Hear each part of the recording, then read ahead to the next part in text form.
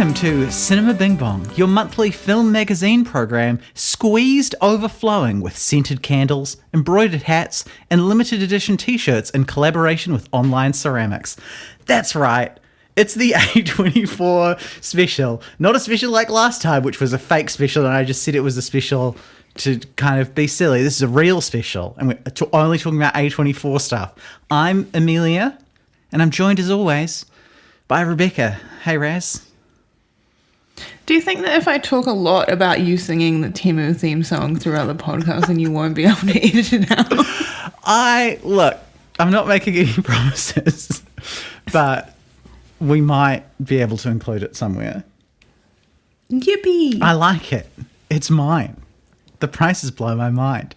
So, Raz, we're doing this partly for scheduling reasons and partly because they kind of are only releasing like the third movie in a horror shithole movies series this month, it being October, or movies that we've already seen.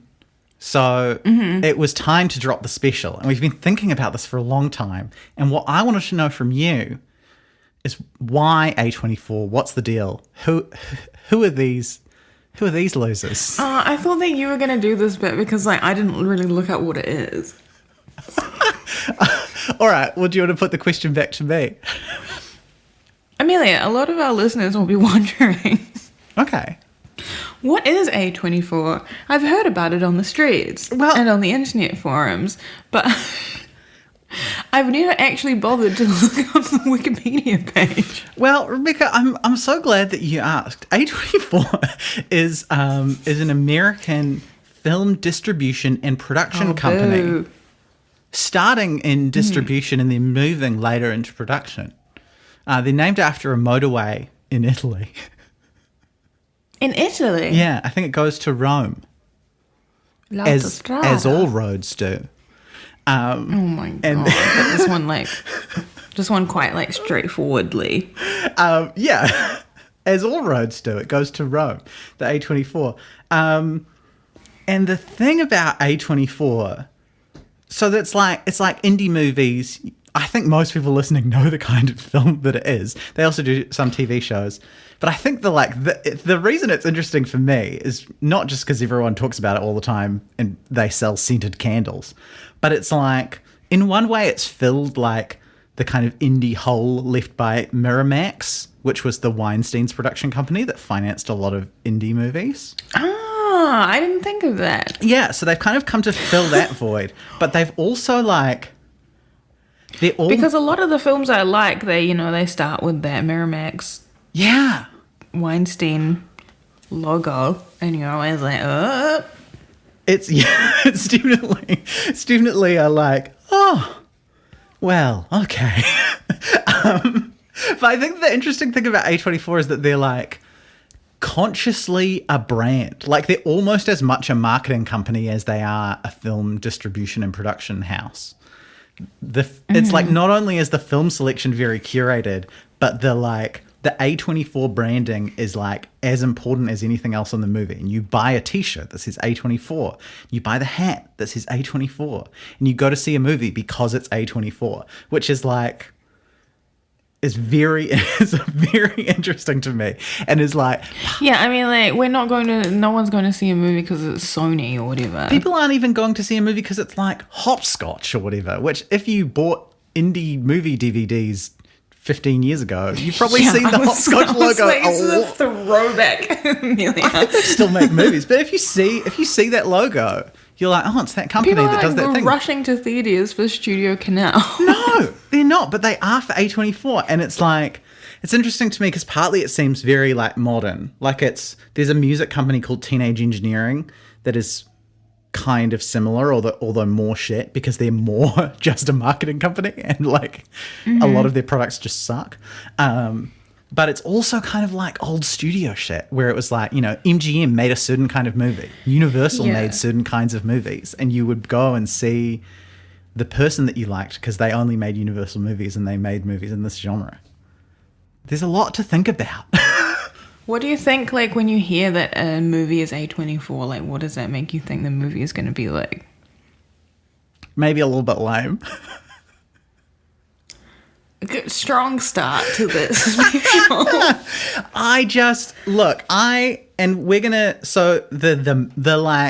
The crux of this episode is we're going to do a tier list. We don't rank all of the movies because there's like 130 of them or something, but we rank some of the movies. I think I, on the whole, have enjoyed the A24 movies that I've watched, but the unified aesthetic with the kind of like pastels, slightly like Noah Baumbach vibe is not like my favorite. I don't think of that as being the A24 vibe. Really? No, I think of their like sort of, because I think that they're like I think the brand association is stronger with their like Uncut Gems, like shouty, like dick movie type things. Okay, see, that's like really peripheral to me. Now for me, it's front and center. Like for me, it's like Ladybird type beat is first, and then like Ari Aster shit is second. And then I think like Ari Aster shit, and like Gaspar Noé shit, and all that sort of stuff. Safties as being like the thing that they want to do, and then sometimes they just sort of like they're like, oh, okay, we'll do Priscilla or whatever. I guess we'll make a touching family drama. Yeah, that's what I feel. But I feel like I like the touching family dramas more, but I just get the sense that A24 doesn't. Yeah. Raz, I'm starting to think that I'm a huge idiot because I thought that I thought that I didn't like touching coming of age films. But looking at... Yeah, which was like sort of like... It was sort of weird. Yeah, because looking at my ranking that I've put together, I fucking love touching coming of age films, apparently. I think that was interesting for me because it was really hard to decide like whether to do the list as what I just personally like or what I actually think is good or whatever. It's a successful film production. But I think that the ones that I sort of hate the most are like the most A24-y movies, maybe? I don't know. Interesting. Well, I feel like sometimes when they like throw everything at the wall, then that's sort of like very quintessential, but also like the worst stuff that they make. Yeah, well, I mean, one thing that I guess might come up when we talk about the actual movies is like this thing that we've mentioned on podcasts before where there's like an A24 third act thing where like a lot of A24 movies in the third act or in the like maybe just at the very climax of the film just go totally nuts. We'll do a kind of like out of genre element or like break the reality of the movie or get really weird. And I find that really annoying. I thought that it made sense that they released an anniversary edition of Pi. Why? What do you want? You need to say more about that. No, I don't have any more to say about that. But it was like interesting if they were going to release someone else's film. Yeah. That it be that one. Okay. All right. Much to think about. I'm hoping that all of this becomes more clear as we go through these movies. But I don't think it's that unclear because I think the listeners have seen A24 movies. Well, no, I mean clear for us. Oh, right. We're gonna like answer. It's like a journey of exploration and self-discovery. Yeah, it's our own coming of age story that might also be a kind of freaky, intense French extremity thing. If we're not careful. Raz, French. what's the first A24 movie that you saw? No, wait. Oh, yeah, okay, sorry. I thought that you were going to ask the wrong question. The first A24 movie I saw with you. Yeah, I was going to say, because Raz put this in the show doc, and I was like, I'm pretty sure we saw our first A24 movie together, and both were like, this is the worst shit ever. Yeah, we haven't seen the whole thing. I mean, I don't know if you went back and saw the whole thing. I went back and watched the end. I think that in that situation, you were the person like most in the position too. Do you want to? Should we tell the bit of the story that makes sense? Yeah. So we watched Spring Breakers on someone's laptop when Amelia lived in this sort of horrendous basement flat, and I was going out with her flatmate. Yes. So we all started watching, someone pirated it. We all started watching it on, like a 12-inch laptop screen. And then everybody was like, oh, this sucks. I'm going to go to bed, or like, I'm going to go out or whatever. And then Amelia apparently watched the rest of it. Yeah. Well, I didn't watch the rest of it then. I went to bed, and then the next day I was like, I wonder if the end of that... Oh, well, nothing on for old Amelia. Yeah, I was like, I wonder if the end of that movie is good. And so I downloaded it and watched it and was like, this was no, it wasn't. Just a bit of context here for... I was going to say, and advice for our younger listeners, is that Amelia went straight from high school to uni and then just did the BA in 3 years without like changing majors or anything. And then so she was just finished and did honours the year after, and then everyone else like had more like interruptions or like changed their minds more and stuff, so no one else was finished. So she just had time on her hands. I should have probably been writing some essays, but yeah, but my recommendation for our younger listeners is that you don't just go straight from school to uni to postgrad. That was fine. It was not fine. So the thing about Spring Breakers is that yeah. I just don't care about what Harmony Korine has to say ultimately. I'm sorry. And so, like, what is the gender of man this person? Oh, really? Yeah. Yeah. Oh, well, the little goodwill I had towards this movie has evaporated. And I think his wife is in the movie. Oh, that's fucking weird. I know his films are like experimental and aggressive, and they're like challenging your boundaries. Experimental and aggressive. But like, look. I've seen someone throw a dead pigeon at a street preacher. I don't need an edgy movie that's about people like getting drunk on spring break. That's not like exciting or interesting to me. Like tell me a story or show me something cool. This is nothing. I've lived a life. I feel like the biggest cultural impact of Spring Breakers is that photo that like always just goes viral. Of Franco. No, it's a photo of the girls on the cast wearing bikinis. Oh, that one. Not the one of Franco with braids. Oh my god, Raz. Do you mean James Franco? Yeah. Oh, okay. Who do you think I mean? Franco. The dictator. Yeah. Oh, no. Can I tell you a fact about... I think when you say Franco, I'm going to think Franco and not the disgraced actor James Franco. Can I tell you a fact about Harmony Korine? Okay. He founded a man called Harmony. He founded a new creative and tech company in 2023 called Edgelord. Like, I'm not even going to dignify that with a fuck off.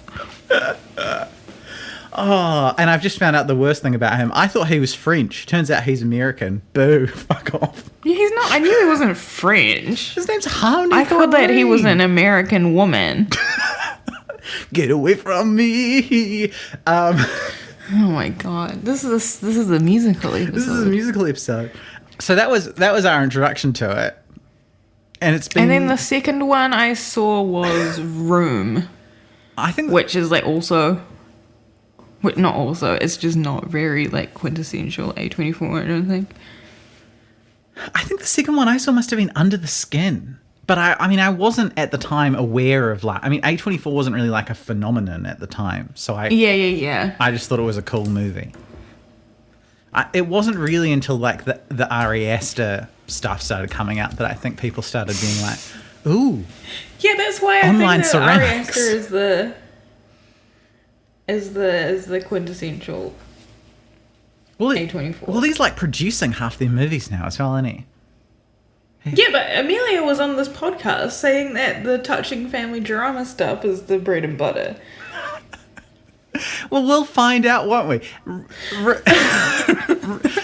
Raz, how many A24 films have you seen? 35. Okay.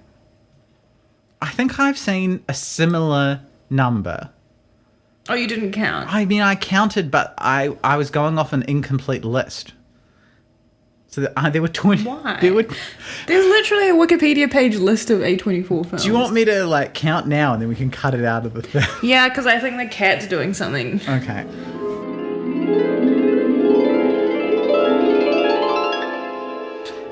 So I think I've seen 32 A24 movies, which when I looked at the list, I was like, oh fuck, I've seen none of these movies. But I think 32 out of 100 and something is not.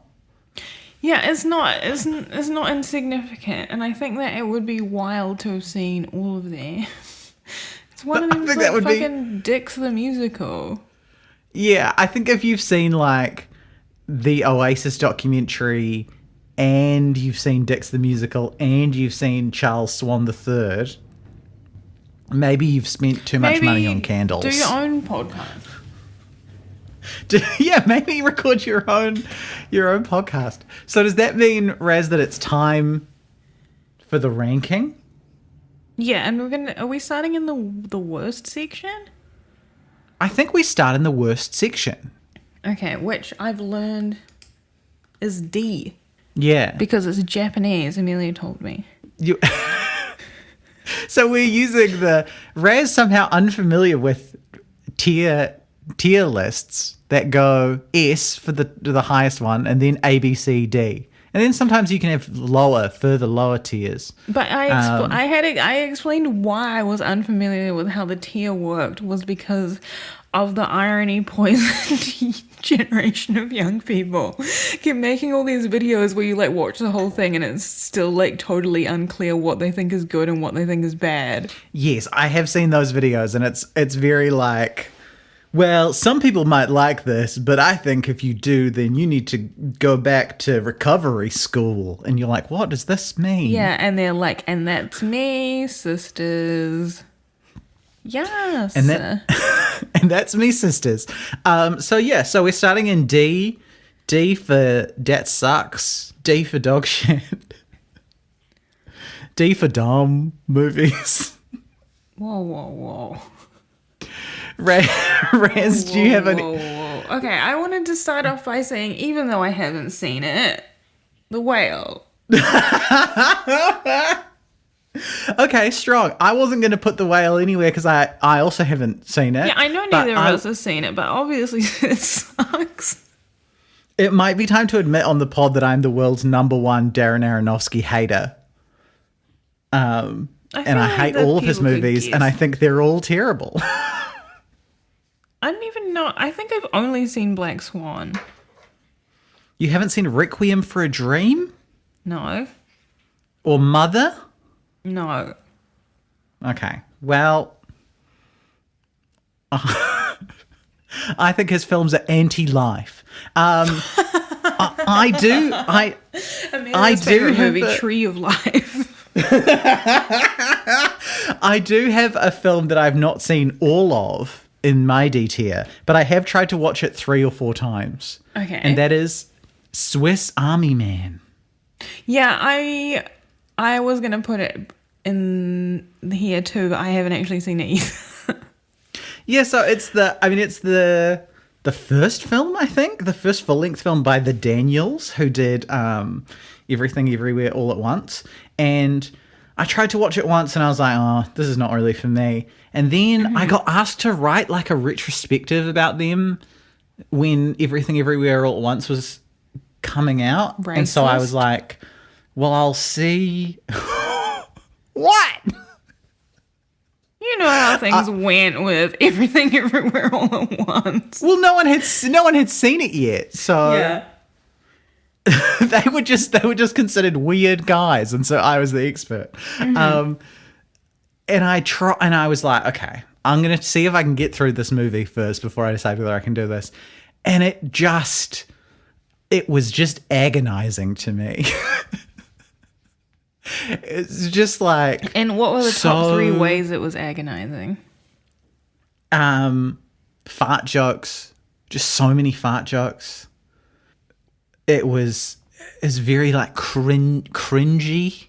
Like very kind of that like 2011 like stuff on my cat novelty book. So would you describe it as a quintessential millennial movie?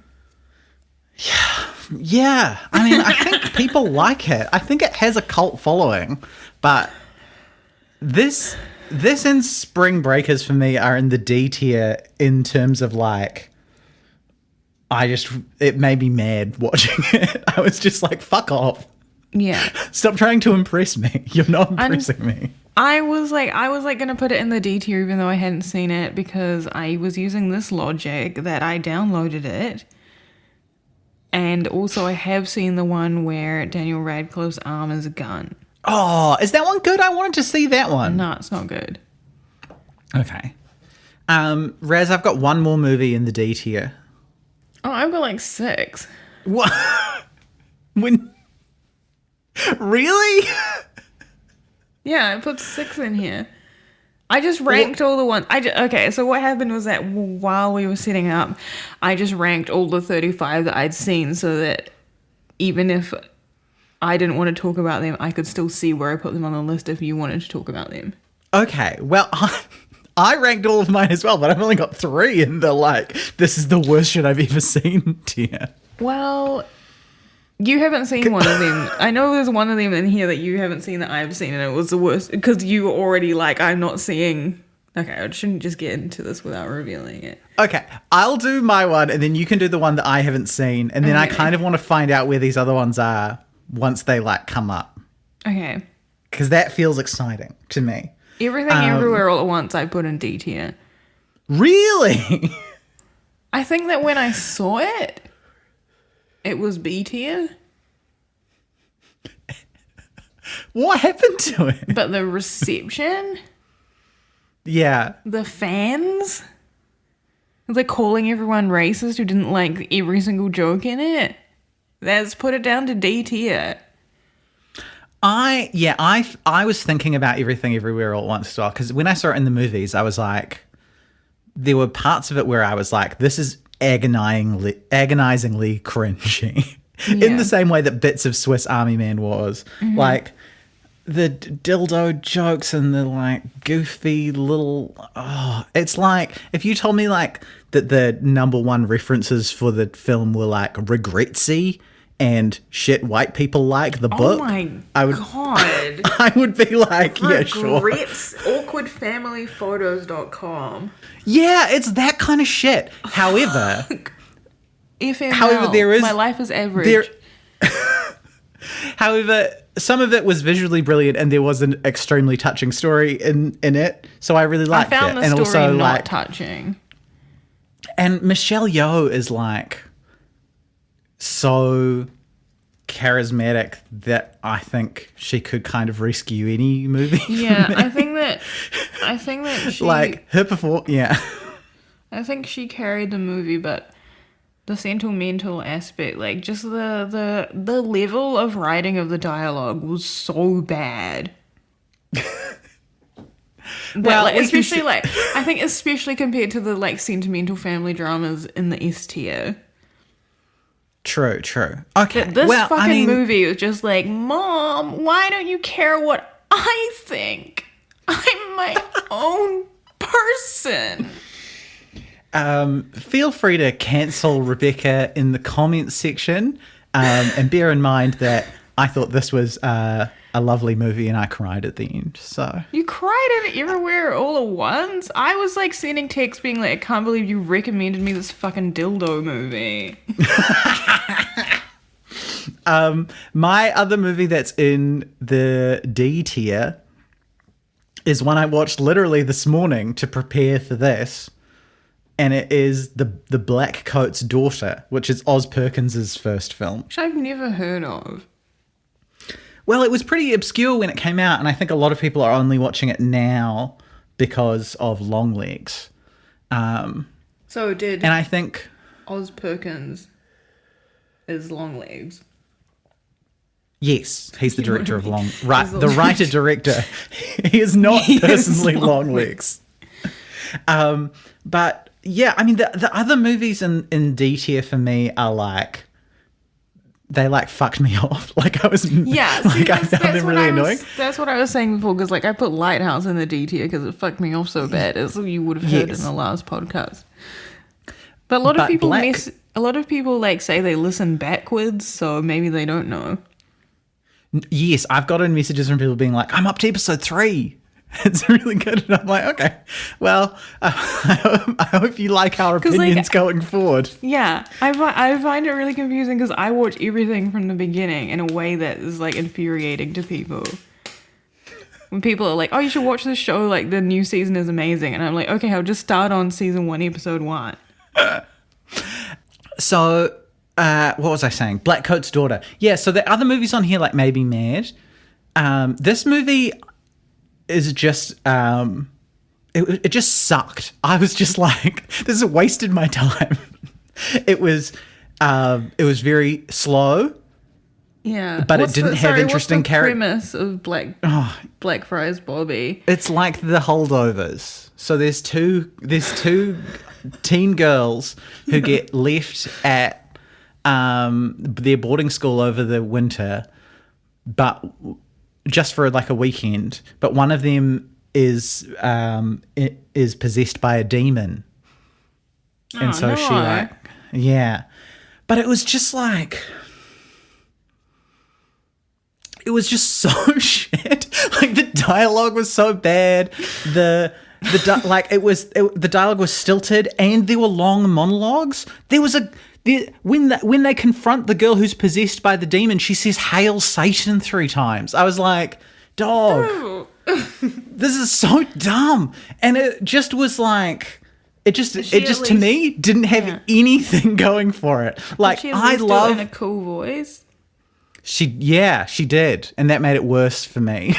Okay. I was like, I've seen this 1,000 times. I've seen the movies that are probably on the fucking like pinboard for this. I've seen Black Christmas, and this doesn't have like, it doesn't have any of the stuff that these movies need to have to be interesting. The characters are so flat and boring that you're just like sitting there going, I can't wait for one of these people to like murder someone so this film can actually get its shit together and get going. Ugh. Anyway, so that made me mad, and it made me like Longlegs less. So, okay. Sorry, I just had to get that off my chest. I also put Climax in here. I already talked about how I hate Climax. Okay. It's just like, oh my god, we're French and we're dancing and we're killing each other and I'm on fire.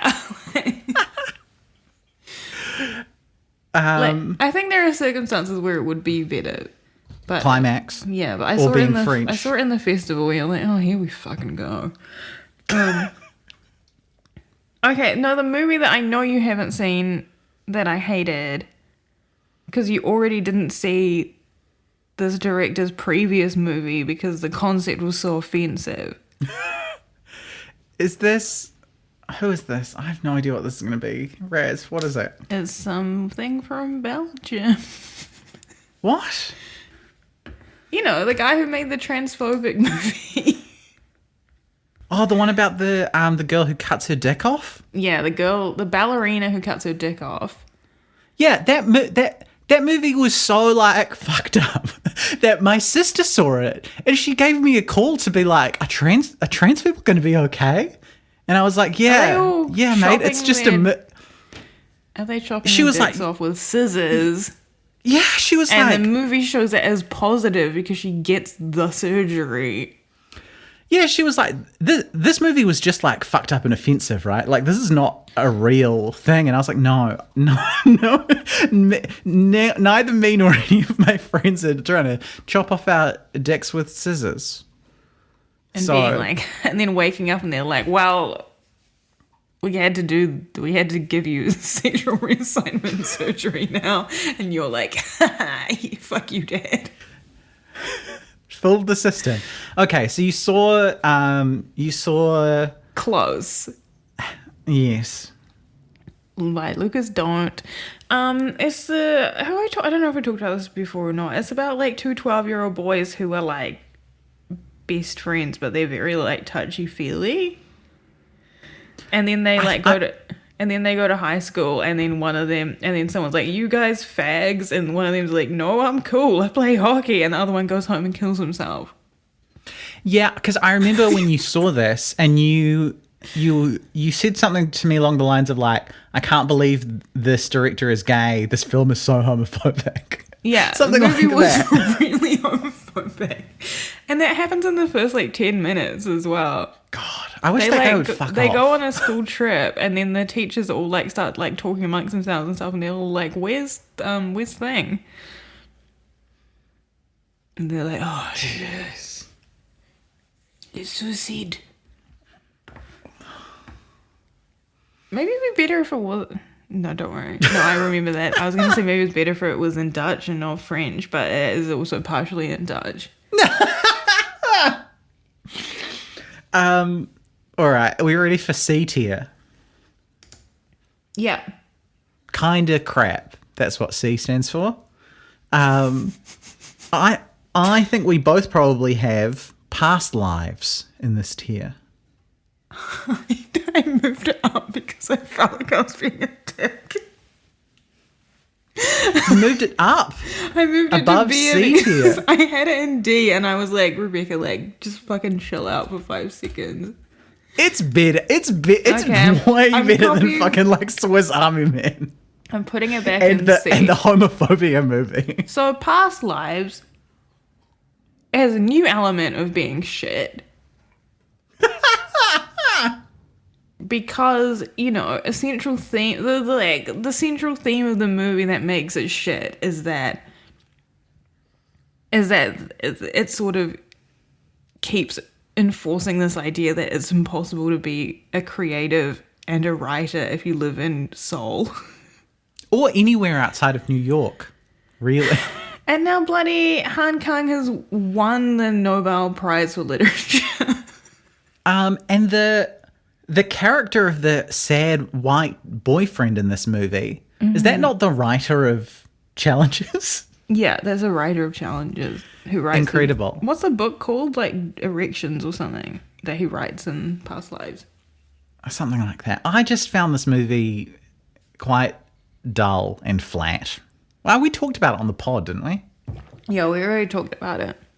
We talked about it. I saw it in Thailand, and everyone kept laughing at these people acting like they were hard done by because they were Korean.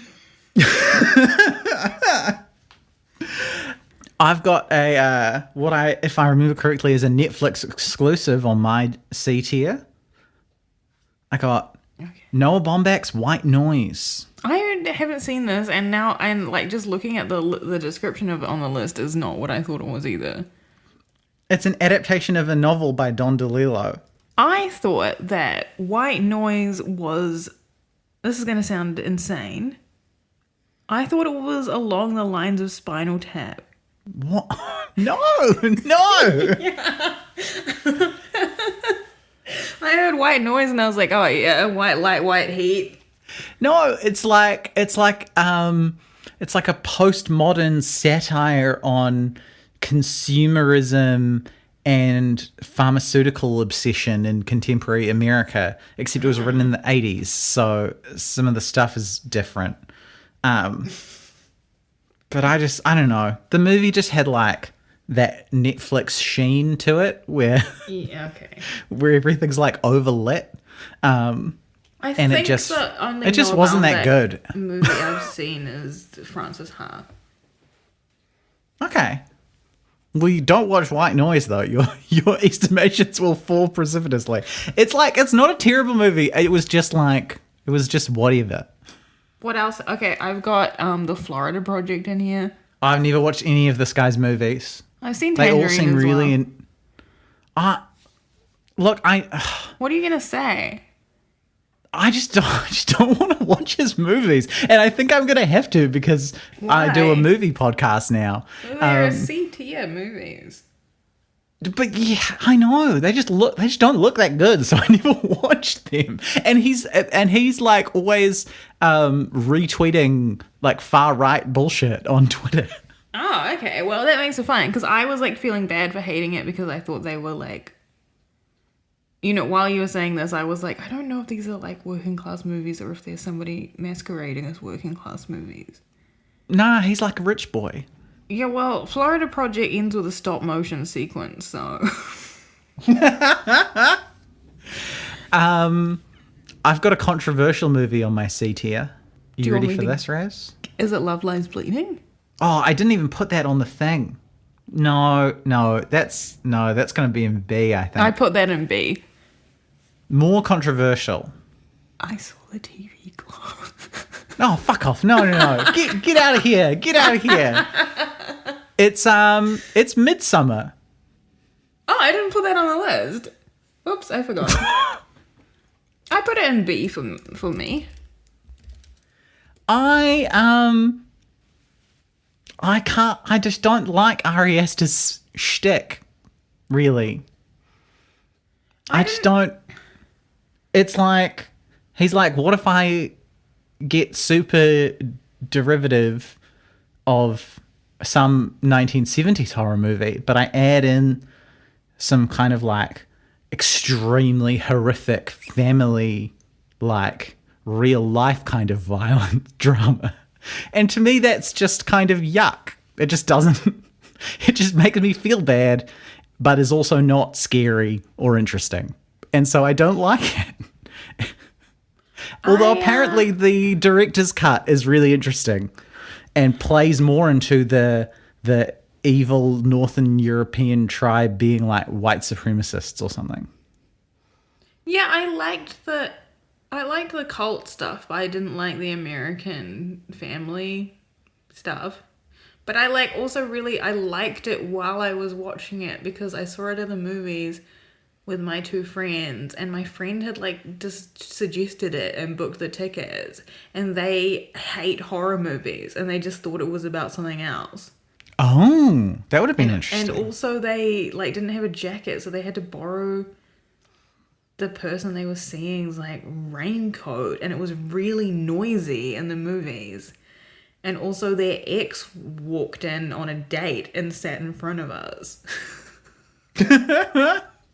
So and then my other friend like laughed in the trailer for the Anne Frank documentary. Oh my god, what the fuck, man? Because there was like it was because this trailer like showed like a Ken Burns effect photo of Anne Frank, and it was like, it said something like, "Have you ever gazed upon the sadness of Anne Frank's face?" And she was like, "Ah!" And I was like, "Oh my god." Oh my god. And there was all this like noisy raincoat sounds. So yeah, I think Midsummer B tier, but it was definitely like an S tier film watching experience. Jeez Louise. I think this was the beginning of me getting annoyed about the thing in like quote unquote elevated horror movies where they make the movie about trauma, but they also like put the trauma like in the movie as like a literal event. Oh, they're like, and so it's like the trauma. Yeah, I'm just like, let's get away from here, babe. Come with me on my research project to Sweden because your family got like carbon monoxide gassed or something. Oh, it was a murder-suicide. All right, I've got one more in my C. Dream scenario. Yeah, I got that in my C. Oh, best friends. Oh, BFF dream scenario, not very good. It started off okay. Yeah, and then it starts off, you're like, I think I saw it in January too, so you're like, it's summer, you're buying an ice cream, and then you're like, oh, you know what, let's check out this new movie, and then you're like, oh, yeah, it's pretty good, and then you're like, oh, now it's kind of getting worse. Yeah, it just kind of like falls apart, and then becomes like weirdly about cancel culture. Yeah, so we should explain the movie. Nicolas Cage is a boring evolutionary biology professor who starts appearing in people's dreams, which grants him a level of celebrity that turns sour when the dreams turn into nightmares where he's assaulting people. And that's like the rest of the movie. Yeah, and then he gets cancelled. He gets cancelled. Also, one of his colleagues is like ripping off his paper about ants. Oh yeah, I wanted to know more about that. Yeah, that was a good bit actually. It's like interesting because the film is also like a generational conflict, not involving the generation that we're in.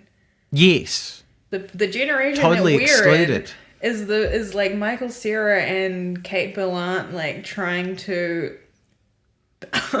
And they work at like an agency where they're trying to like get sponsorships for this guy.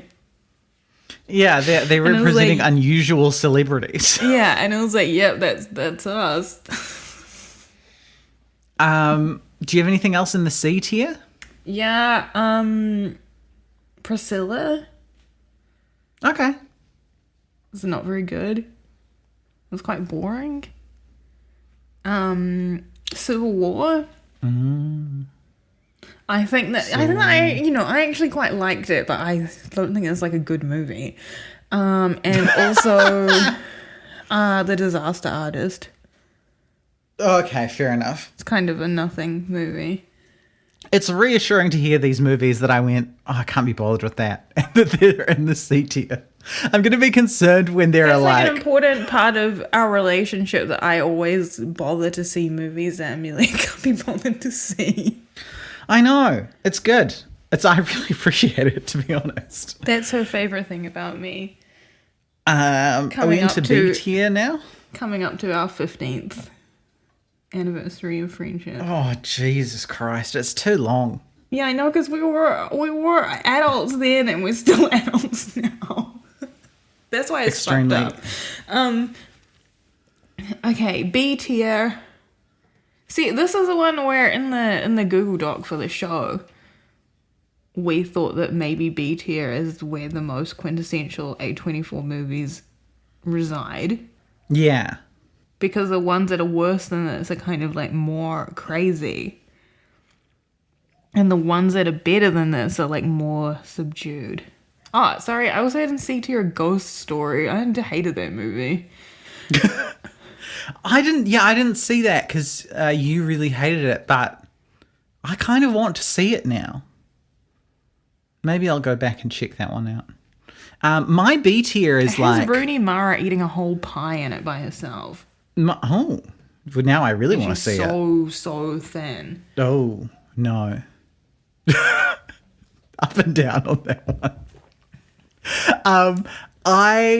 My B tier stressed me out because this is expansive for me. This contains movies that I thought were really good, but I probably will not like watch them again. And then also like movies that I thought were fine, but they're like not bad movies. Like I would probably this is basically all the movies that I would probably like tell someone else they should probably watch, even if I didn't love them. Yeah, this is a weird category for me too. I think, and now I'm looking at it, I sort of like I've put in one movie that I liked. Okay. Yeah, I just moved one up. But yeah, it's like, no, it's not A tier though. But I did like it. But the other ones are definitely like, oh, I think it's a fine movie, but it's not for me. Yeah. Do you wanna shoot one off? Okay, I'm gonna shoot off the weirdest one first. 20th Century Women. cannot remember this movie, like, basically at all. I think that I was really going through it when I saw this movie. I had never heard of this before I started doing research for this episode. What is this movie? No, I saw this movie. I saw this movie maybe like 2 days after I got broken up with by text. Oh, no. By someone who I was physically with, and then they went home and texted me. It's kind of iconic, though. Kind of iconic. And then texted me like 2 years later being like, hey, what have you been up to? It's about people. It's about like, I don't remember. It's about a woman in California raising her son, and she also like owns a boarding house, I think. So it's like sort of like the different women of different ages are like living in this house, and they like talk to this young boy and tell him about their lives. I think this is what the movie's about. But then Greta Gerwig is like the youngest one, and she like has cancer. Have you seen Three Women? Yeah, but I get them mixed up. Wait, sorry, I just found out that there are like 5 different things called Three Women. Have you seen the Robert Altman movie called Three Women? Is that the one that we talked about on the podcast and it was so boring that you cut it out? I don't think so. I love Three Women, but it sounds 20th Century Women sounds like Three Women. Three Women has Shelley Duvall in it. No. See, what am I talking about? Maybe the world just has too many women in it. Whoa. I am talking about the one that's Lily Gladstone. Oh, that movie is also about...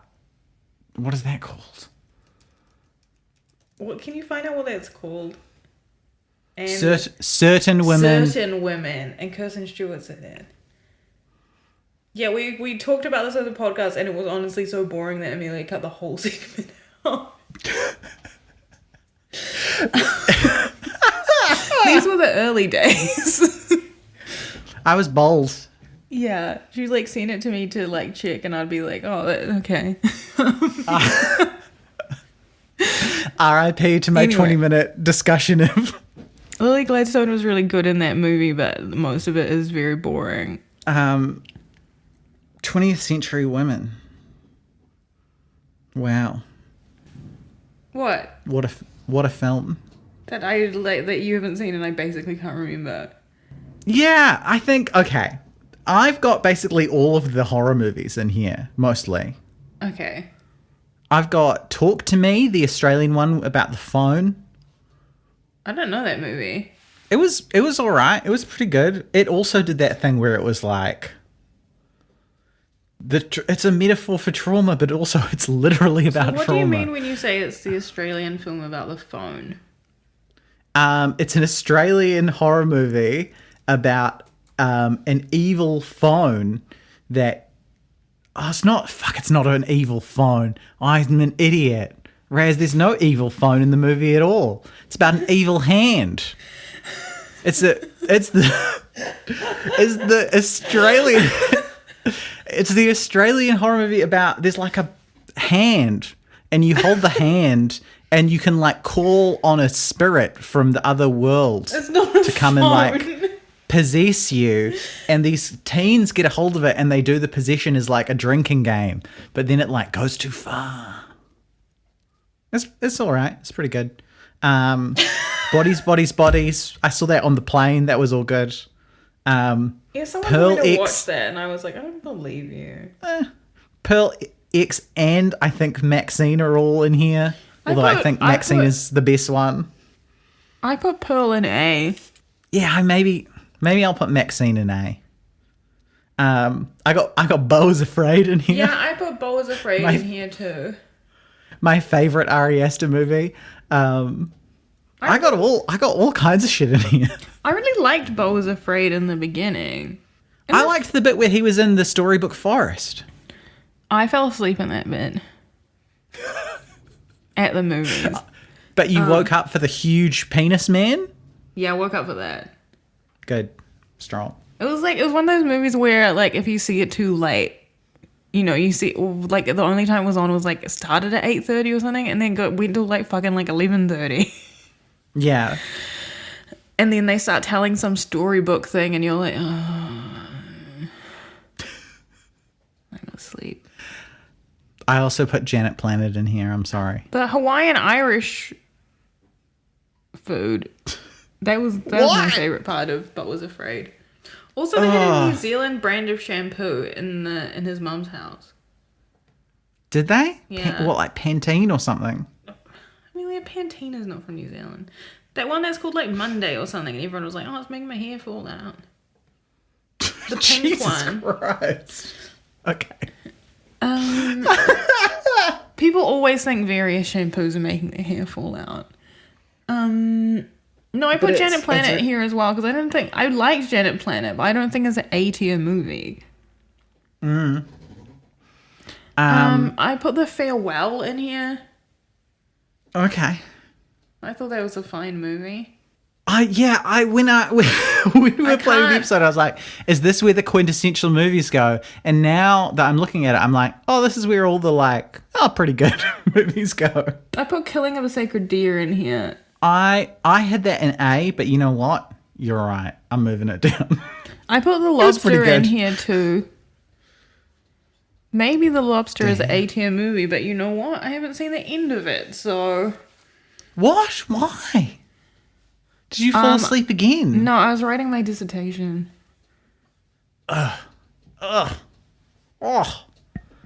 Cancelled.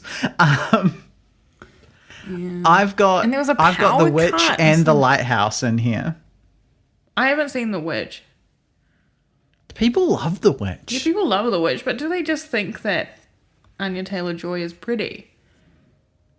No, because isn't she like a child in The Witch?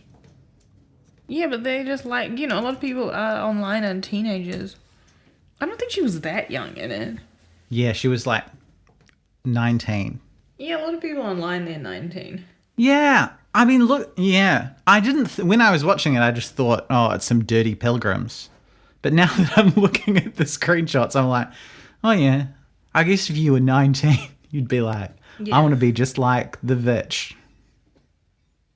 The bitch. All right. Okay. Yeah, I was worried that this was like the part where the energy was gonna lag because it is because it's in the middle, and also the movies are fine. The energy has lagged. I think we got to move on to A. I put Love Lies Bleeding in here. Fine, film. I've made my point. No, my beautiful fiance was listening to that episode and was like, "You didn't say long suffering." That'll become apparent in the story. She was like, I can't. She got up to the bit where I was talking about Love Lies Bleeding, and she was like, I can't believe you're still talking about this. Because we watched the film together, so she had to hear that 5 times. I'm so sorry, Maddie. Not everyone who listened to the podcast I asked you to marry them during the results of the New Zealand 2023 general election. Okay. Let's forge ahead. Let's go to A, because I feel like these are movies that we feel good about. Okay, I think honorable mention for A is Stop Making Sense. Obviously it's not a movie. Yeah. It's a re-released concert film. For this reason, I included it in the B tier. Well, I felt like that would be an insult to the work well, I was using the bloody tiermaker.com tier maker, so I had to put it somewhere. Yeah, and I put it in A. That's what I'm saying. Okay, all right. I was thinking about Stop Making Sense because when I was at Diwali this weekend, I was like, I'm sure that last year we had lunch and we saw the fireworks, but I don't remember sort of standing around here for 8 hours, but it was because we saw Stop Making Sense in IMAX in the middle and then came back. They should show it every year for Diwali. They'll be sick. Because Because Diwali's at Altair Square and the IMAX is, it's also aboard its Altair Square. Perfect synergy. I've got Under the Skin here, but I haven't seen it in like 10 years, so I haven't seen it. It's good. I remember it being extremely good. What's it about? It's about why are you sighing already? Because the animal is coming back screeching. Okay. Not you. I'm not like, Amelia hasn't seen Under the Skin for 10 years, yet she deigns to talk about it on the podcast. Scarlett Johansson is Scottish, but she's also... She's actually not Scottish. The film is set in Scotland, and Scarlett Johansson is an alien. Okay. Who consumes men by like seducing them, and then they get kind of sucked into this like netherworld space where they are like submerged in black water. Oh. And it's directed by old mate Jonathan Glazer. Ah. And it's got your friend Adam Pearson in it. From A Different Man. From a different ATM movie. Oh, look at the segue. Yeah. No, I was going to do a different segue. I was going to say... I don't think I've seen Scarlett Johansson in a movie since I saw Lucy at the mall by the airport in Paris when I was like 22. Oh, wow. Because I like had to... This was like before I knew everything about travel. I like booked a really early morning flight because it was the cheapest, but then it turned out it was like so early that you couldn't get from central Paris to the airport then. So I had to stay at this airport hotel, but here was the thing, the floor was soaking wet. Oh. Like the carpets were just like saturated in the hallways. And that's fucked, in the mate. room, the toilet was like a portaloo, like it was plastic. It was like a plastic room that you stepped into. That's foul. That's fucked up, right? That's really fucked. And so I was like, this place is disgusting. Like, is there anywhere I could walk to? And then I like crossed over the motorway to this mall, and then the only movie that was like in English was Lucy, which is a really terrible movie. Well, you should watch Under the Skin. Maybe. And experience ScarJo at her height. I mean, I saw a large cardboard cutout of her in Transformers 1 the other week. What's your segue? What are you putting in? You've got a different man in A. But we already talked about A Different Man. Okay. I think that is A tier. Maybe it's sort of B. But I don't know it's got the recency glow. It's allowed to be an A. I was going to say that I don't know how much of that is recency bias. But I still recommend that people go and see that movie. I think it has that sort of like... I hate to say this, but it does have some of that A24 like edgy humor without it like being too much. Okay. Like no one like pulls out a dildo. Or like staples their hand or fucking, I don't know. Projectile vomit. I've got Uncut Gems in A. I haven't seen that because it's got shouting in it. It does. It's a very stressful film. I think people talked a lot about the shouting. It wasn't so much the shout. There was not as much shouting as I was expecting, but there is Adam Sandler's character continuing to make the worst decisions you've ever seen in your whole life. In a way that is like deeply fascinating because like the movie knows their bad decisions. Every time he does it, it's like, wow, this guy fucked it so bad. And that's kind of what is it about? Please say what the movie's about. Oh, okay. I forgot that people might not know because it was it had such a buzz. I literally don't know what the movie's about. Adam Sandler is a he makes a lot of money selling jewels and jewelry in New York City. In New York. So he's got his family. He's also got his mistress that he keeps in a different apartment. But the thing that is getting him into trouble is that he loves gambling. Yeah. And so basically in the movie, it's been a minute since I saw it, but like he like borrows some kind of like expensive bejeweled sports memorabilia thing, and then puts it in general sports memorabilia thing. It's like a commemorative watch or something. Okay, but people are going to be like yelling at me that I forgot what it was. I'm sorry. It's a MacGuffin, like in the movie. And he like basically puts that in. Googling what MacGuffin is. He puts that in as like part of a huge bet.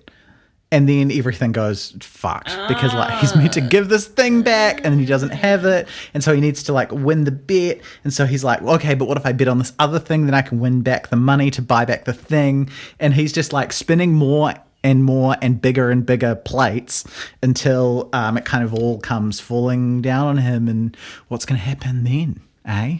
Uncut Gems. Good movie. Very stressful. I think that maybe I would like to see Funny Pages. Oh, yeah? But I like find it's like a bit weird because it's like directed by Owen Klein. And his sister, Frankie Cosmos, has a song that says, "Oh, and I have a brother who doesn't love me." Oh, it's produced by the Safdies. Yeah. Okay. But I don't think I can watch that movie without being like, damn, this guy doesn't love his sister. For some reason, every time I've seen anything about this movie, I thought it was about the film Art School Confidential. Yeah, this sort of thing that can just happen. 20th century women can just be 20 different movies with women. About women. And Funny Pages can be Art School Confidential. What else have you got in A tier?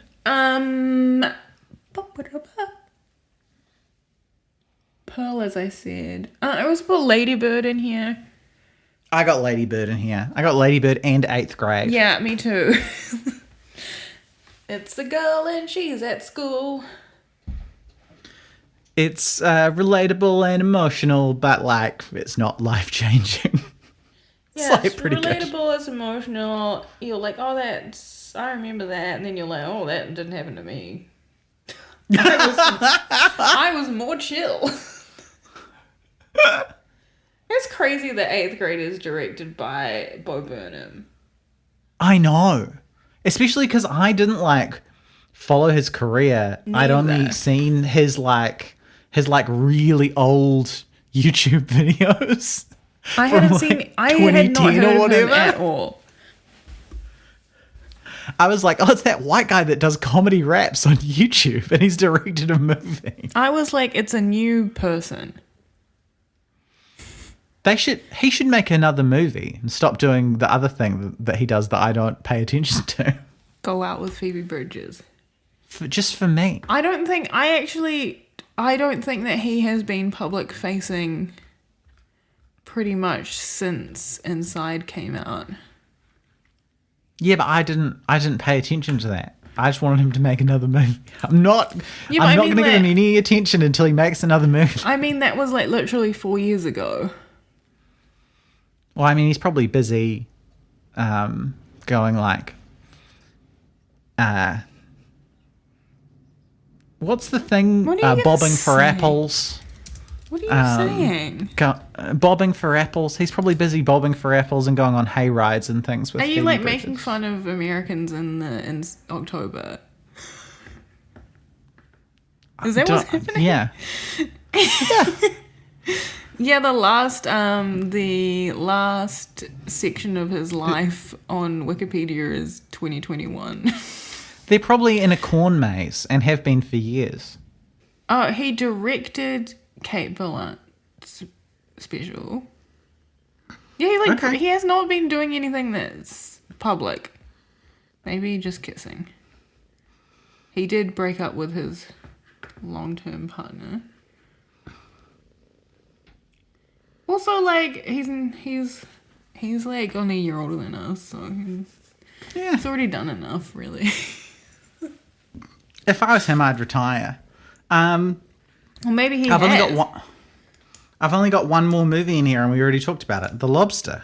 Should we say what The Lobster is about? Maybe, like, I don't know. It's difficult to assume what the listeners... The Lobster was Yorgos Lanthimos' breakthrough movie, where Colin Farrell is a man who has been given a period of time in which to find a romantic partner, or he gets turned into an animal. Yes, and he picks the animal lobster. Yeah, and so he's at a special, like, resort and they have to, like, you have to find someone at the resort. And Olivia Colman's there. Yeah, it's like a kind of a surreal black comedy. It's what Yorgos does best, isn't it? Yeah. I haven't. Yeah, I think it's pretty good. I have 3 more movies. No, I have 4 more movies in here. Oh. Problem Easter we already talked about. Yeah. Under the Silver Lake, I really liked it a lot, and I saw it twice. Okay. I would see it a 3rd time. I didn't put it in S tier because I felt like a wanker. Yeah, the people I know who saw this hated it with, like, a visceral passion. Yeah, that's why I didn't put it in the S tier, even though I would watch it 3 times. Okay. I'm gonna watch it and I'll report back. It's very, like, complex. I've heard it's Pynchonesque. That's what I've heard about it. That's the word on the street about it. One time someone said that I was Pynchonesque. Yeah. Yeah, and I was like, I liked it. I mean, so I got that message, and then I really liked it. I was like, oh, maybe I'm Pynchonesque. And I, like, read all this information about Pynchon and stuff that night. And then I, like, wanted to talk about it more. And then that person was like, oh, no, don't worry, you're not like Pynchon at all. I was just drunk. And then I was but you haven't read any Pynchon, am have I you? not like Pynchon at all then? I think you're a little bit like Pynchon. I wouldn't go so far as to say esque, but I feel like if you worked on it, you could get there. Yeah. If you were interested, you know. Yeah, when I when I read his you'd need to be a lot more conspiratorial. Yeah. When I read the extensive amount of information about him online, I was like, oh, I'm like the same type of person as Pynchon. Yes. I've gotten that impression. No one ever calls me fucking Pynchonesque. Yeah, well, only one person called me Pynchonesque once and then said, don't worry about it, you're not. I tweeted about the CIA killing Big Norm and no one said I was Pynchonesque. That shit's Pynchonesque ass. What are your other 2 movies in the A tier? The CIA killed Big Norm. Someone said that I was like Jenny Nicholson. And I thought that was fine. What? Why are people always saying that you're like things? I'd love for someone to say that I was... Listeners, write in and tell me what I'm like. Please. All right, what are your other 2 A tier movies? Gloria Bell. Gloria Bell is a really good movie. I've never even heard of this. I don't even see this when I was reading the list. It stars Julianne Moore as like a divorcee. And her name is Gloria Bell. And she and then she like gets this boyfriend and then he like fucking sucks. He's sort of like an anxious, like whiny loser. But she like really likes him because her like ex is like a it's like John Krasinski or someone in this movie. I don't know. Oh, Michael Cera's in the movie. I think she's got these 3 like adult children who are all these famous actors. And she like has to go to this dinner with them and her ex, who's like a real like normal boomer guy. And then she like brings her new boyfriend and he's just like too wanky. And then he like he gets upset with her and he's like, your eyes didn't meet mine the whole night. I was searching for you. Where were you in that room and stuff? And she's like, oh my God, I have to like dump this guy. But it sounds like classic Julianne Moore. But then he like won't allow himself to be dumped. And then she hits him with a Nerf gun or something, like in a drive-by at the end, I think. Anyway, it's a great divorcee movie, and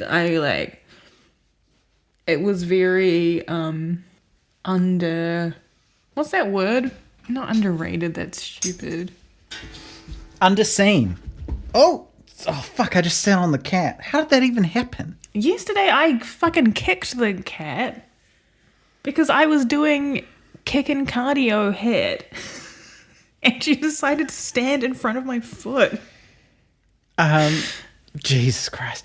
Underseen, under advertised, under promoted, underappreciated. Gloria Bell. Okay. Gloria Bell. The other movie I have, and obviously I'm gonna have to do a disclaimer about this because of the views of the actor and writer. But it's a really Jesus Christ. It's just this sort of thing. I can't wait to hear who this is. It's a film by Franco. No, the film is called Menashe, and it's about the life of a Hasidic Jew in New York. Okay. Who becomes a single father when his wife dies. Except they never got on. It was like sort of an arranged marriage, and they didn't like each other, and he and her family like hates him, and they want to like take the son away from him, and he wants to have the son at his apartment, and he wants to like show everyone that he like doesn't need a wife and he can like do everything himself and stuff, but he like fucking sucks at everything. I feel like you've told me about this before on the pod. Yeah, I have. I think I just rewatched it one time, but now I'm like not sure if they got cut out. It was the same time as I saw 20th Century. No, it was the same time as I saw Certain Women. Anyway, okay. This is fine to like refresh the memory of that. That was like 8 months ago. But is the actor and director like evil or something? What have they done? No, he's why do Zionist. we need a disclaimer? Oh, well, that's sad. Free Palestine. Yeah, Free Palestine. Free Lebanon. Free Yemen, you know? And like obviously he's like he like is this like based on his life. Okay. Like he is actually a Hasidic Jew living in New York. So he does have some other like extremist religious views, I'm pretty sure. But it's a very interesting movie about like a group of people that we don't see that much information about, especially like that the film like actually like is like includes this community and stuff rather than it's just sort of about them. Yeah, I'd be really fascinated to see that. Yeah, that's it. That's the A tier. Okay. All right. Oh, it's so fucking hot in Australia, Raz. It was really hot here yesterday, and today is not. So, there you go. I'm glad we're not doing this yesterday because it was so hot in here. But if I open the door, then obviously the cat goes out. It's like, it's October and it's 30 degrees. Oh my, it's 19 here. Yeah. Take me home. Fucked. It's only 20. Take me home to Paradise City. It's only 22 in Sydney.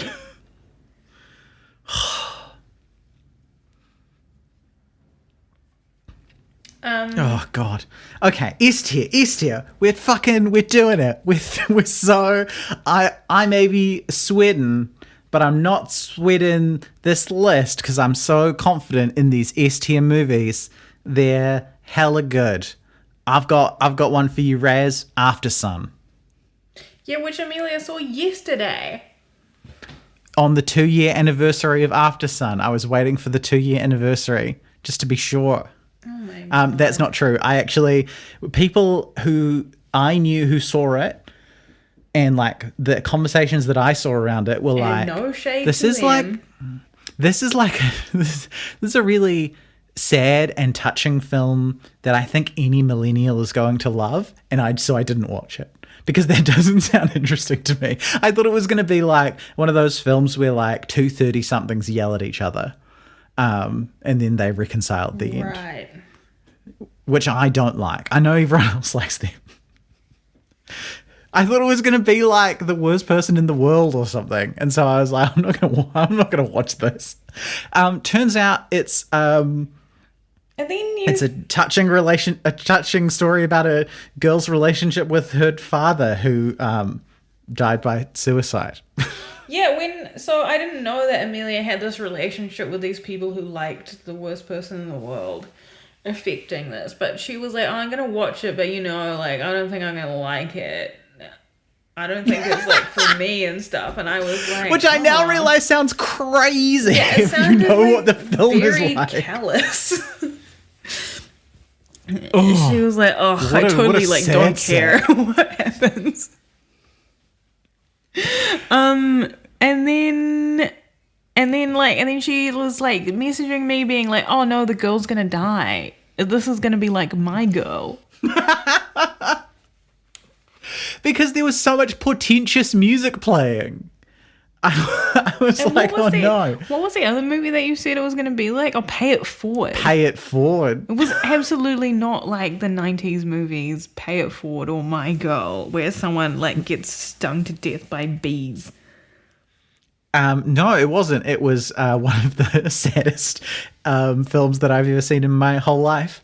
And it made, I thought, exquisite use of like subtle POV camera.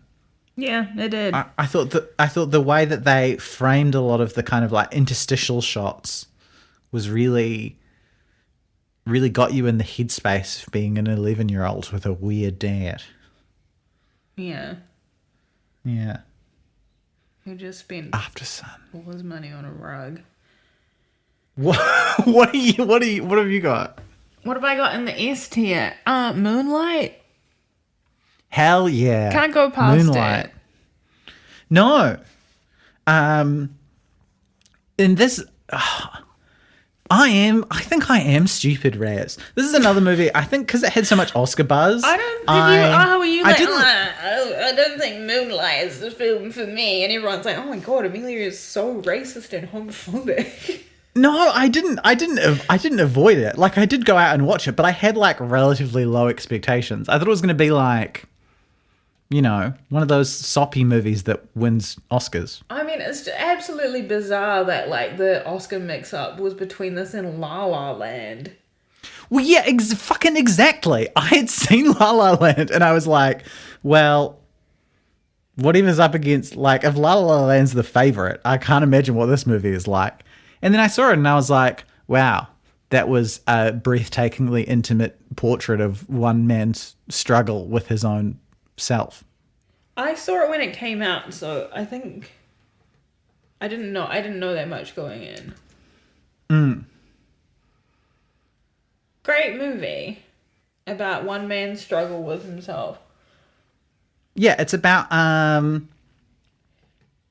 like a black guy in Miami, and it's kind of across different periods of his life and him kind of like coming to terms with being gay. And that kind of stuff. It's directed and written by Barry Jenkins. And the lighting. It's so beautiful. It's such a good movie. It's like it's unbelievable that the mix-up was between this and La La Land. Yeah, like this is like bizarre. just yeah, like yeah. It feels like one of those movies where I think any description of it kind of like feels like it's overstating how good it was. It's like, when people talk about Citizen Kane and you're like, it's probably not that good. And then you see it and you're like, oh, fuck, Citizen Kane rules. That's how I felt about Moonlight. I was like, well, it can't be as good as everyone's... I love Citizen Kane. But I was like, oh, it can't be as good as everyone's saying. And then I saw it and I was like, oh, shit, it's as good. It's like as good, if not better than... The theme of the podcast is Amelia seeing, like, so many mediocre films and then not seeing the best films because someone said it was good. I didn't see it at the movies, but I didn't, not watch it, but, Yeah, but I mean, you just saw Aftersun yesterday. Okay, Aftersun, okay. And I saw it in February of 2023. You know what? This episode might be changing my life. But also, I couldn't have seen it when it came out because I was moving countries. You could have made time. True. All right, I've got Zone of Interest. Yeah. We talked about it on the pod. We already talked about it on the podcast. This is a very good film. Can we say that we liked it? I don't... That would be quite weird. Yeah. I think the really wild thing about Zone of Interest is that it's I have just felt haunted by it as real world events have continued to escalate. Yeah. Like I saw someone doing one of those posts that was like, what film could you really not make today? And someone was like, Zone of Interest. And I was like, that's probably true. Yeah, that's probably true. There was some in there. I was like, oh, come on. People could make that. I just feel crazy when people talk about La La Land online. Because it sucks? Yeah, because it's sucks, but it's also one of those movies that sucks that you're like, I don't understand how anyone could not think that it sucks. Yeah, it's very disjointed. And it has a whole, dream second ending. Yeah, dream second ending. I just don't know. I think that because people keep referring to it online as being the essential film for people who want to be filmmakers and actors and stuff. It's like, this is crazy. No, watch Singing in the Rain. You just fucking watch Singing in the Rain,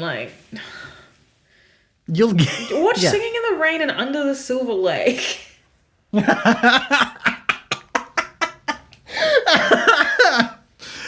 you have another S tier film, Raz? I have two more. I went really far away from the computer and now I can't see it. In Fabric. I also have In Fabric. Peter Strickland, Hive, Rise Up, Strickheads. And the Peter's Gang. Yeah, get ready. The Strickies. Stricko. Love Peter Strickland. In Fabric. I like In Fabric more than... What is it called? I was going to say The Menu. Isn't what it's fucking called? Flux Gourmet. I like In Fabric better. I think In Fabric might be his best film. I think In Fabric is his best film. And also, for some reason, they have it on Cathay Pacific flights. Oh, really? Yeah. So I got to watch part of it again a couple of weeks ago. And even I hate watching movies on planes. I don't usually watch any movies on planes. It still held up in the worst format possible. Tiny screen on the back of someone else's chair. Yeah, tiny screen on the back iconically of bad chair. Format. While you have a very awkward discussion with the flight attendant about how you aren't going to take the meal because you are allergic to it. But you're not vegetarian. Sad. Yeah. So, I mean, In Fabric is a film about a haunted dress. Yes. It's very kind of like Giallo inspired. Peter Strickland makes surreal kind of like 1970s influenced movies, and he's one of my favorite guys. I actually did write a retrospective on Peter Strickland. If you want an introduction to Peter Strickland. And what's the actress's name? The Romanian actress? Fatma Mohammed, and she's been in all of his movies. Yeah. Yes. Oh, this is... Okay, wild. The Wikipedia says In Fabric is a 2018 British horror film starring Marianne Jean-Baptiste, Hayley Squires, Leo Bill, and Gwendolyn Christie. Excuse me, it stars Fatma Mohammed. Yeah. Also, who was also in all of his other movies. Also, Gwendolyn Christie is unrecognizable in this movie. I literally didn't know she was in it. I didn't know she was in it until I didn't know she was in it until I just saw it again on the plane and was like, hang on. Hang on, Missy. Hang on, cool lady. She's incredible in Flux Gourmet, though. Yeah. She's really good in Fabric, but she plays like a normal person. She's the woman who works at the bank, the first person who buys the cursed dress. She's her son's girlfriend that the woman doesn't like. That's Gwendolyn Christie? Yeah. Wow. Miss Holy hell. Luckmore, that's the character's name. I can't say enough about Peter Strickland. I love his work. So it's very interesting how they like try and describe the plot of this on Wikipedia. I'll just read this one paragraph. Sheila is a recently divorced bank teller. She is frequently chastised for insignificant work errors by her bosses and intimidated by her teenage son Vince's girlfriend Gwen. After learning about her ex-husband's new girlfriend and secretly seeing Vince performing oral sex on Gwen, she visits the department store Dentley and Soapus during their sales to buy a dress for a date. Assisted by enigmatic store clerk Miss Luckmore, Sheila is drawn to a beautiful flowing red dress, which Luckmore convinces her to purchase. Sheila notices a strange rash on her chest after wearing the dress. Her washing machine later breaks down when trying to wash it, resulting in Sheila injuring her hand. At night, the store clerks are shown cleaning a lifelike mannequin, which appears to menstruate, as the old elderly proprietor Mr. Lundy observes and masturbates. I mean, yeah, all of those events do happen in this film. I don't know if I would describe that as the plot. And I know it goes on for like 4 more paragraphs like this. Yes. It does. Oh. But that fucking scene where they're washing that mannequin. Good movie. Everyone, watch In Fabric, everyone. I've only got one more in my S tier. Yeah, that's the one that we like had to put in the S tier. I Saw the TV Glow? Yes. Okay, good. I was like, this is gonna be awkward if Raz is like The Green Knight. No, it would have been awkward if I was like this really like important political movie and Amelia was like, no, I thought it sounded boring. I thought it sounded naff. Battleship Potemkin, D tier. Yeah. Yeah. We've talked a lot about I Saw the TV Glow. But I think that it's good that like all of the S tiers we've already talked about. They're good movies. It's hard not to talk about. I can't believe we did the ranking already. We just did it. Yeah, we did it. Yeah, we did it. Only got interrupted by cats 3 times. Yeah. And the episode's like a reasonable length. Only had to, well, we usually go on for half an hour after we say that it's the end. I know. But I'm just only had to end the call and start a call on another website once. Okay, what's next? Is there any upcoming A24 releases that the people need to know about. I think A Different Man is coming to theaters. Yep. There's a new... As a reminder, that's the one about the man who gets his face... He gets his face, like, operated on so that he looks like a quote-unquote normal person, and then, like, no one's interested in him anymore. Yes, where he thinks that's going to solve all of his problems, and it turns out maybe he's just kind of a dick. There's no. I haven't seen it. There's no, I haven't. Sorry, okay. Luca Guadagnino has a new film coming out that people like. Apparently, it's doing well at previews, called Queer. Yeah, I want to see it. People are losing their shit about The Brutalist. I don't know what that is. It's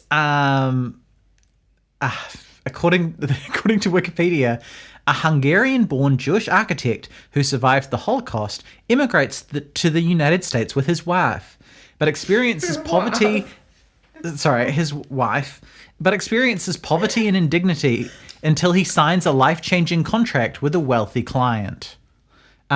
People are saying it's what Megalopolis should have been. Oh. And it's like the greatest film ever. And then also coming out next year is the Legend of Ochi, which caused a big ruckus on Twitter because some people accused it of being AI for like... Was it? No. It uses a lot of like painted backdrops and miniatures and stuff. Mm-hmm. Is quite softly lit, and a lot of the trailer was slight push-ins on static objects. Oh, which is favored by AI. Yeah, because AI can't make stuff move. So I feel kind of bad for this guy, Isaiah Saxon, who's apparently like a big time music video dude. So like, yeah, I don't know. I think that could be interesting. Well, end of the pod. I can't say anything because I'm eating this crack. This has been another episode of Cinema Bing Bong. I've been Amelia. Rebecca can't talk because she's eating a Vita Wheat. You can find us on Instagram at Cinema Bing Bong. We don't. We're not part of like a big podcast network or like we don't like buy ads on Facebook or anything. So if you could tell your friends about the podcast. We bought ads on Facebook. I don't even have Facebook. We've never done it. So if you want to tell your friends about Cinema Bing Bong, or if you want to give us a 5-star rating or a review on like iTunes or whatever, that would be mean as.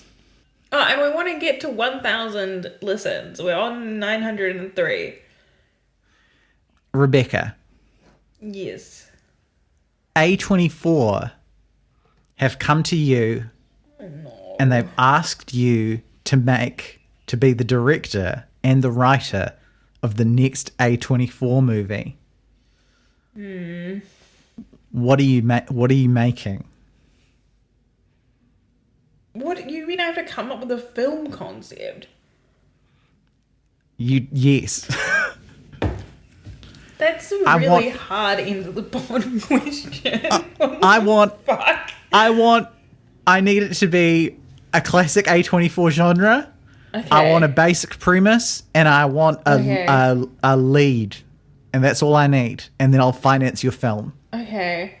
So we've got to make some decisions. Is it going to be a touching coming of age story?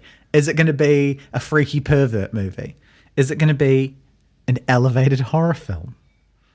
What are you going for? I think, like, throw everything at the wall, go all three. The plot based on the music video for Audio Slaves Doesn't Remind Me. Can you remind me? It's about a young boy whose dad is assumedly like in the Iraq War. Oh, yo, this is going to do great. And he, like, ties all these yellow ribbons around, like, lampposts and stuff, like, to honor his dad. And he also, meanwhile, gets into boxing. Okay. But because of the nature of A24, he's haunted by a ghoul.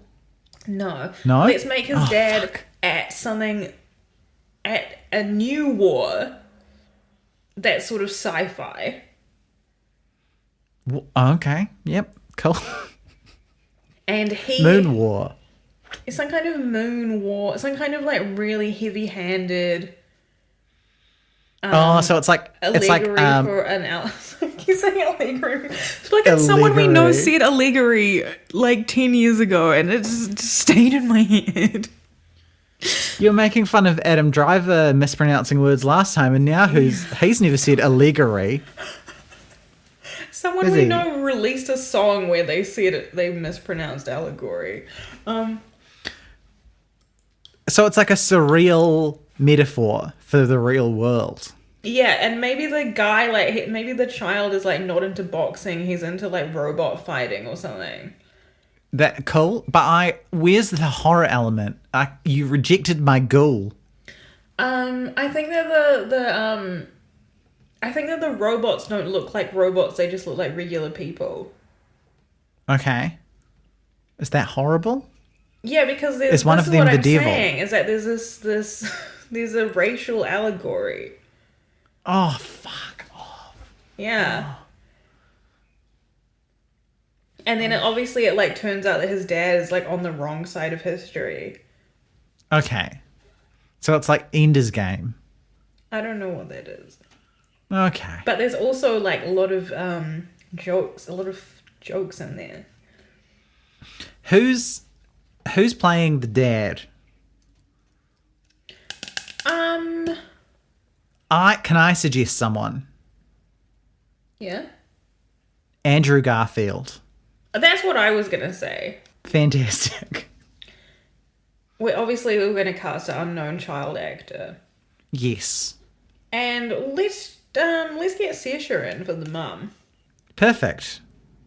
And let's have who can we have for like a really weird minor character? We're gonna bring back Alec Baldwin. Okay, that's good. I was gonna say maybe like Bruce Campbell or something. But I feel like they've, that works too. We're gonna bring in The Rock in a serious role. No, he's tried that. That's I'm taking away your funding if you put The Rock in it. Fine, no Rock. Okay, who else can we? Let's put in let's put in Chris Hemsworth. Perfect. Good. It's gonna Can he be a character who only appears on the TV and in advertisements? Yeah. Perfect. I still like to think of someone like more random. Maybe like Chris Rock. You need someone in the A24 movie where you're just like, why the fuck are they in this? Okay. I keep thinking about people from 80s horror movies, so I was like, we should put Barbara Crampton in it. No, but I feel like, no, you're right. It should be Whoopi Goldberg. Yeah, that's what I was saying. It should be Whoopi Goldberg. Okay. It's got to be Whoopi. It's Andrew Garfield, Saoirse Ronan, Chris Hemsworth, and Whoopi Goldberg, and an unknown child actor who goes on... And it makes a winking reference to Sister Act. Yeah. And Ghost. I saw half of Ghost on the TV. I was not aware that it was an action film. Isn't that your movie? I saw half of Ghost on the TV. I saw half of Ghost on the TV made me trans. You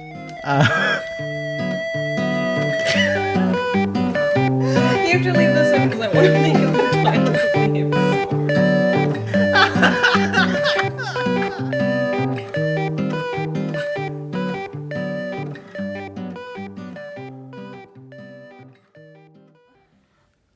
Temu, I'm shopping like a billionaire. Let's get it straight. Oh, I feel like a billionaire. If only you were in charge of the edit, Raz. You could put that in somewhere.